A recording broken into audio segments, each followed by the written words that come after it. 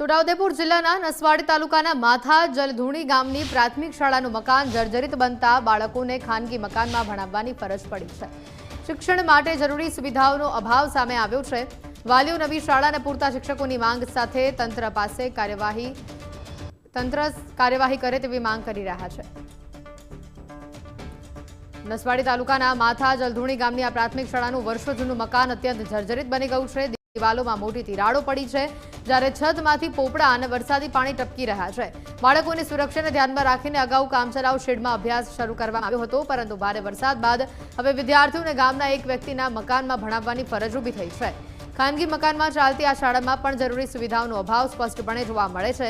વીજળી ન હોવાથી બાળકો અંધારામાં અભ્યાસ કરી રહ્યા છે। ગરમીના કારણે શિક્ષકો તેમજ વિદ્યાર્થીઓ પરસેવાથી તરબતર થઈ જાય છે। ધોરણ 1 થી 5 સુધીના કુલ 21 વિદ્યાર્થીઓ અહીંયા અભ્યાસ કરી રહ્યા છે, છતાં પણ પૂરતી શૈક્ષણિક અને ભૌતિક સુવિધાઓનો અભાવ જોવા મળે છે। શિક્ષણની ગુણવત્તા ઉપર સીધી અસર થઈ રહી છે। હાલતમાં છે એટલે એમને છોકરાઓને બાળકોને ભણાવવા માટે આ ઉપર આ ઘર છે એમને નજીકમાં સ્કૂલની નજીકમાં ત્યાં વૈકલ્પિક વ્યવસ્થા તરીકે વ્યવસ્થા કરવામાં આવી છે અને અહીંયા બાળકો અભ્યાસ કરે છે। તો લાઇટ તો છે પણ પંખાની સુવિધા નથી। ગામના મોટાભાગના વાલીઓ અભણ હોવા છતાં પોતાના બાળકોને સારું શિક્ષણ મળે તેવી આશા રાખે છે। વાલીઓ નવી શાળાનું મકાન ઝડપથી બનાવવાની માંગ સાથે 2 શિક્ષકોની નિમણૂક કરવાની પણ માંગ કરી રહ્યા છે।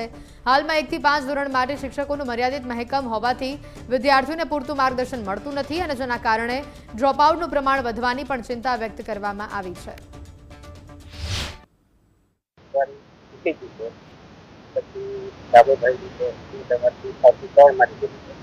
કદાચ અગ્રામ શાળામાં બેહાડશે તો પછી આખી ઘટના બનશે તો વધારે નુકસાન થશે। એના કારણે ગામ તરફથી ભેગાવાયેલા પછી એને પછી અત્યારે પાછા મકાનમાં છોકરા ભણાવે છે, બરાબર। તો લાઇટની વ્યવસ્થા નથી,